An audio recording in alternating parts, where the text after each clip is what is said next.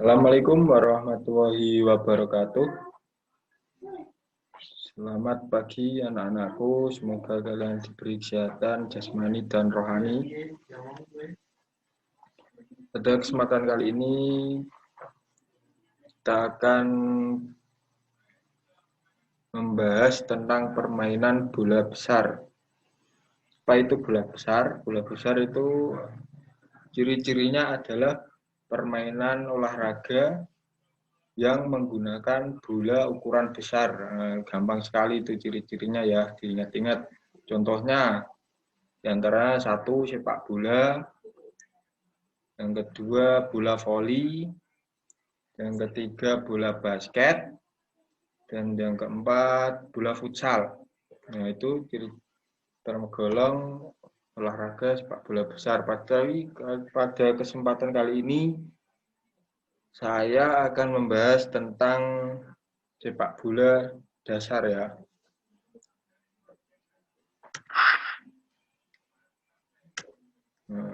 Pengertian sepak bola. Apa itu sepak bola? Sepak bola adalah permainan yang dilakukan oleh dua tim yang berbeda. Masing-masing tim terdiri dari 11 pemain. Ya, tiap tim itu berusaha mencetak gol supaya dia menang dalam pertandingan. Nah, tujuan permainan sepak bola diantara yaitu satu, tujuan permainan sepak bola itu untuk mencetak gol sebanyak-banyaknya ke gawang lawan supaya dia bisa memenangkan pertandingan. Nah, untuk bisa mencetak gol tersebut, tiap pemain atau setiap tim harus melibatkan pergerakan unsur fisik.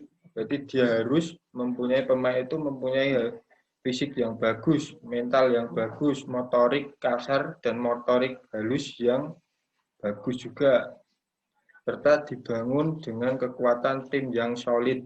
Nah, karena ini olahraga beregu, sepak bola itu tergolong olahraga beregu, maka dia harus memiliki kesolidan dalam tim, kompak.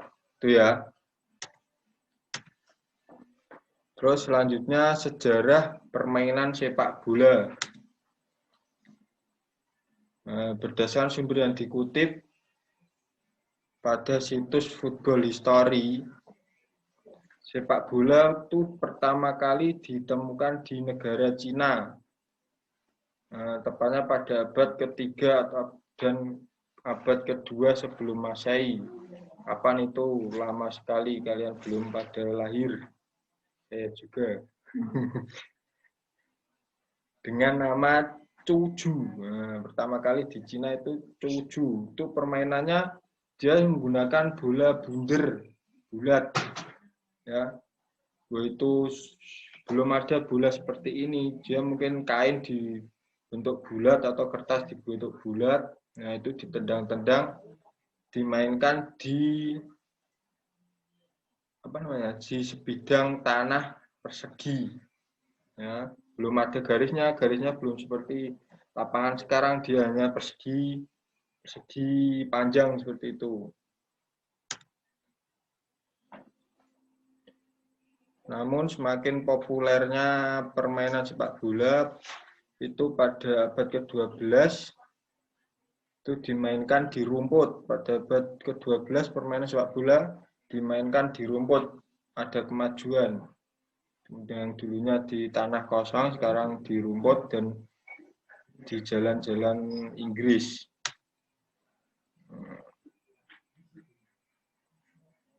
Pada beberapa sejarawan Inggris mempercayai bahwa terdapat klub profesional yang dibentuk di Inggris pada tahun 62 dengan nama klub Inggris Notts County. Ya, itu klub pertama kali yang dimiliki Inggris, klub profesional ya. Jadi itu klubnya sudah terorganisasi, sudah bagus lah, sampai kayak organisasinya kayak ini, kayak saat ini. Namanya klubnya Inggris North Country. Setahun kemudian sepak bola modern lahir di Inggris. Nah, pertama kali yang melahirkan sepak bola modern itu negara Inggris, dieling-eling ya. Pada tahun 1863 ketika Asosiasi Sepak Bola Inggris didirikan. Nah, berarti Asosiasi Sepak Bola di Inggris didirikan itu pada tahun 1863, beriringan bebarengan dengan lahirnya sepak bola modern. Selanjutnya, meskipun sepak bola menjadi fenomena dan digandrungi dari Inggris, perhelatan pembayaran dengan negara Eropa lainnya. Pertandingan pertama pada tahun 1867 yang berlangsung di Eropa yaitu Argentina. Yang pertandingan Eropa pertama kali itu di Argentina.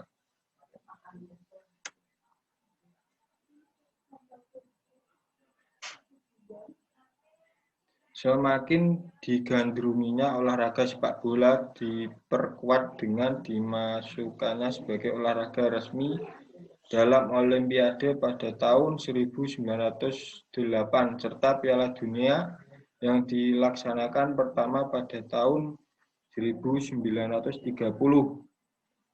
Nah, Piala Dunia pertama kali itu tahun 1930.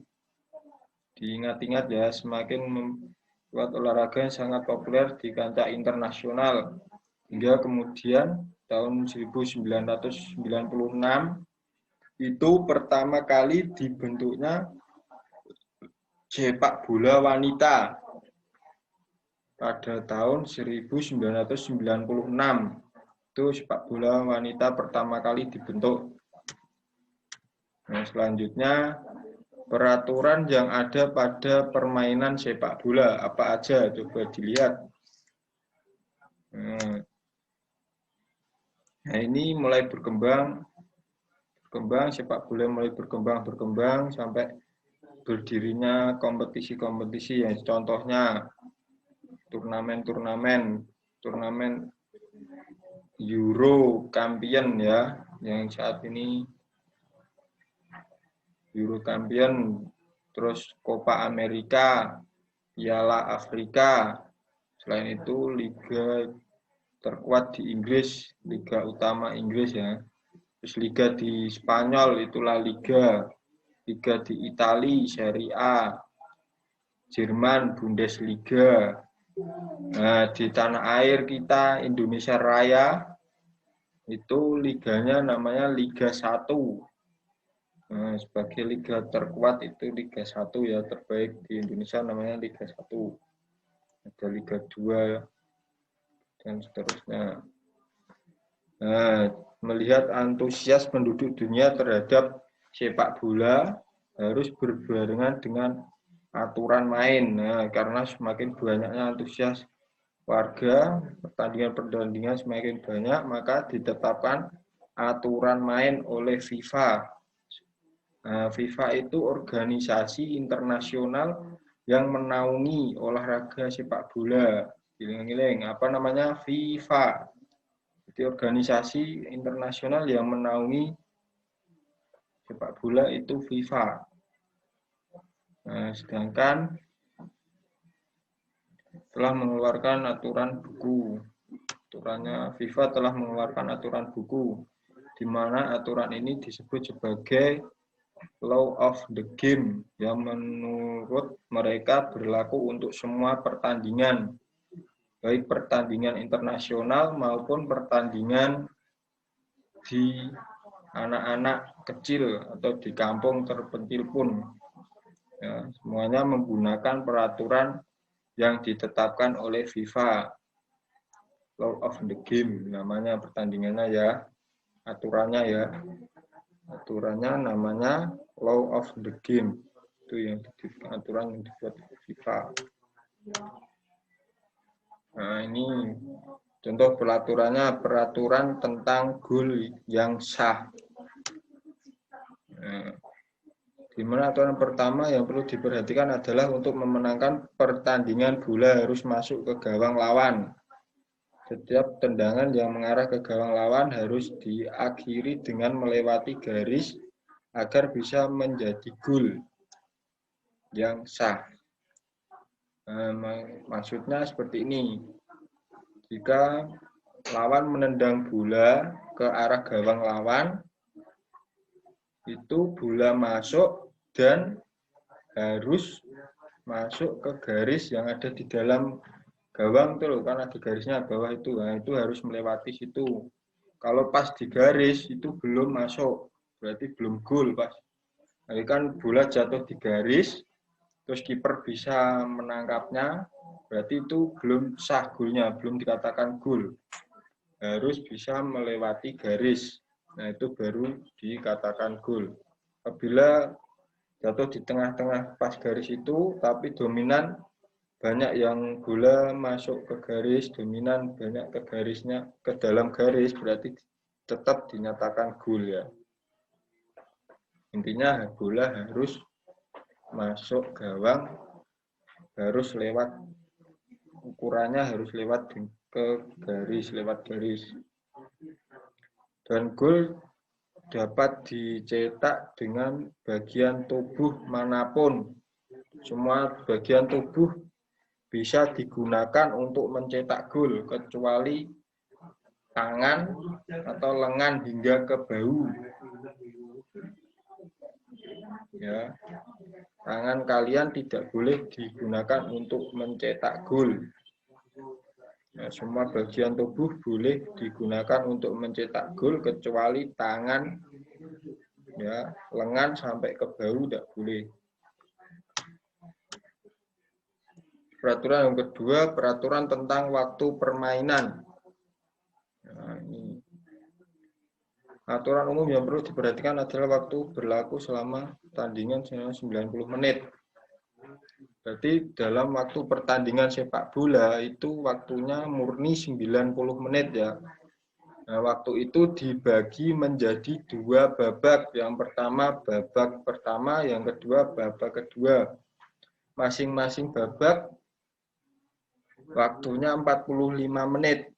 Ya, giling-giling, masing-masing babak waktunya 45 menit. Di sela-sela babak pertama dan kedua itu ada istirahatnya. Nah, berapa waktu untuk istirahat dalam pertandingan sepak bola? Itu waktunya 15 menit. Diingat-ingat ya. Waktu istirahat dalam sepak bola itu 15 menit. Nah, apabila pertandingan ini menggunakan sistem gugur, maka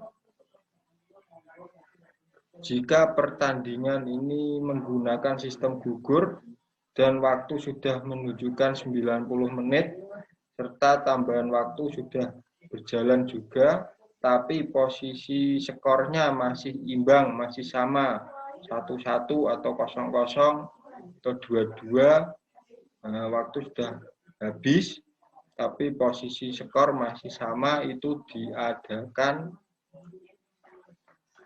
extra time. Nah, itu berlaku untuk turnamen atau pertandingan sistem gugur, diadakan extra time. Extra time itu terdiri dua babak juga, tapi tidak menggunakan istirahat. Ya.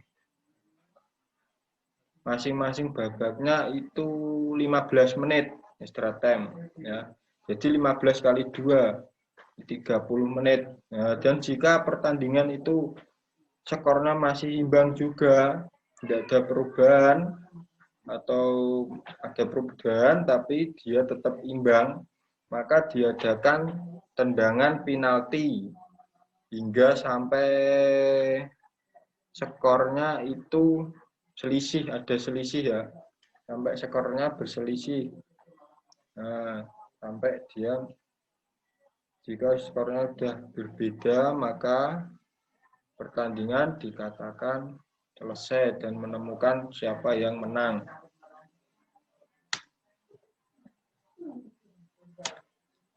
Peraturan tentang jumlah pemain. Aturan jumlah pemain dan peraturan jumlah pemain. Pemain sepak bola itu 11 pemain, makanya disebut kesebelasan. Ya, kenapa disebut kesebelasan? Karena tiap tim itu yang bermain 11 pemain. Terdiri 10 pemain lapangan dan 1 penjaga gawang. Setiap tim dapat menyediakan hingga 7 pemain pengganti. Nah, penggantinya itu sampai 7 orang. Pergantian pemain bisa dilakukan 3 kali pergantian per sesi atau per pertandingan. Selain itu, pemain harus memakai equipment atau peralatan seperti mengenakan sepatu bola. Ya, kalau pertandingan harus memakai sepatu bola. Kalau kamu main-main ya di kampung boleh tidak pakai sepatu. Yang kedua, peralatan kedua, bantalan tulang kering atau deker. Yang ketiga, jersey yang serasi. Selain itu, penjaga gawang juga akan mengenakan sarung tangan. Sarung tangan sepak bola, sarung tangan khusus ya, bukan sarung tangan balap. Nah, dari setiap tim akan ditunjuk 1 kapten, di mana kapten yang nantinya akan memakai karet kapten. Ya, sini di lengan biasanya sini ada tanda kapten C biasanya, huruf C itu kapten ciri-cirinya. Terus bola yang digunakan dalam bermain juga telah dinamakan lingkaran, harus memiliki ukuran 58 sampai 60 cm. Bola itu harus memiliki diameter lingkaran 58 cm sampai 60 cm, 61 cm. Diameter bolanya itu standar internasional. Peraturan wasit dan pemberian kartu. Setiap pertandingan harus menyertakan 1 wasit dan 2 asisten wasit. Setiap pertandingan sepak bola itu harus ada 1 wasit dan 2 wasit atau asisten wasit. Hakim garis itu loh yang bertugas di pinggir dengan lari di garis itu namanya hakim garis atau asisten wasit. Tugas wasit adalah bertindak sebagai penjaga waktu dan membuat keputusan apapun yang memungkinkan perlu dibuat, seperti pelanggaran, tendangan bebas, lemparan ke dalam, penalti, dan ditambahkan tambahan waktu di akhir setiap babak. Nah, itu tugas wasit.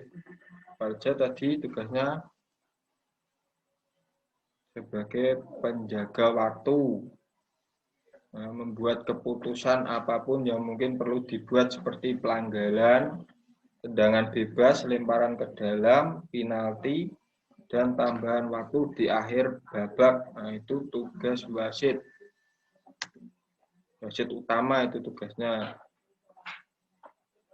Kalau asisten wasit itu tugasnya ya menjaga garis itu, makanya nama lainnya di Indonesia hakim garis. Dia menjaga garis. Jika wasit tengah tidak melihat oh itu udah out atau belum, itu out ke tim siapa, lemparan ke siapa, wasit tidak jelas.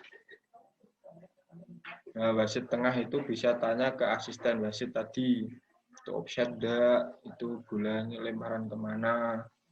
Nah, itu wasit tengah bisa tanya ke asisten wasit atau hakim garis tadi. Hakim garis tugasnya untuk offside tadi ya, lihat offside enggak.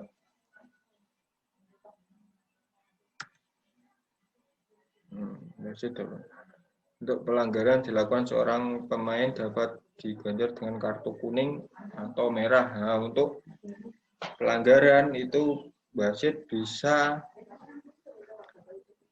memutuskan diberi kartu kuning atau kartu merah, tergantung tingkat pelanggaran yang dilakukannya. Nah, apabila pelanggaran itu disengaja dan keras membahayakan tim pemain lawan, maka itu merugikan banget kepada tim lawan, maka boleh dikasih kartu merah ya. Kartu merah itu untuk pelanggaran yang keras. Sedangkan untuk kartu kuning itu untuk pelanggaran yang ringan, seperti dia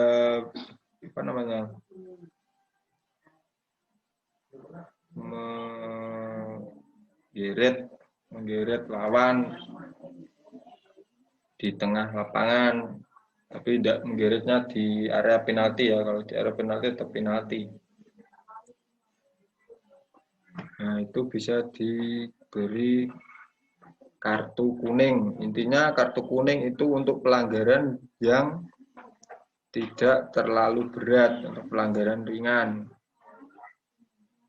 Nah, apabila pemain itu mendapatkan 2 kartu kuning, maka setelah itu harus wasit mengeluarkan kartu merah karena dia sudah melakukan pelanggaran 2 kali. Nah, artinya kartu kuning yang pertama itu untuk peringatan untuk pemain itu. Kamu sudah main curang 1 kali. Nah, itu kartu kuning untuk memberi peringatan. Nah, setelah berjalan waktu, pemain tadi melakukan pelanggaran lagi.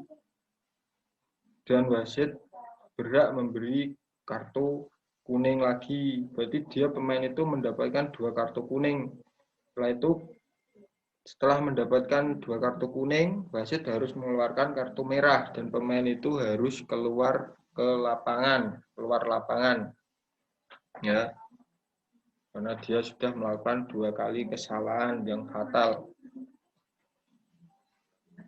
Melakukan 2 kali kesalahan, makanya harus diberi kartu merah.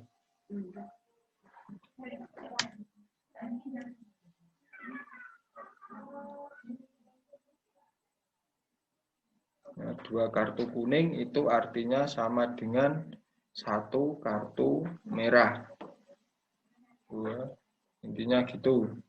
Apabila satu pemain mendapatkan 2 kartu kuning, maka dia harus keluar dari lapangan.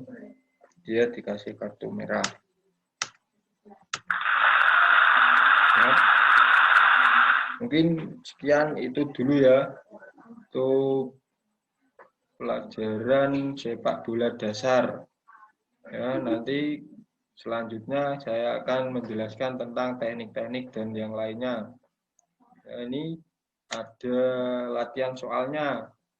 Nanti anak-anak bisa dikerjakan ya. Sekian, terima kasih. Assalamualaikum warahmatullahi wabarakatuh.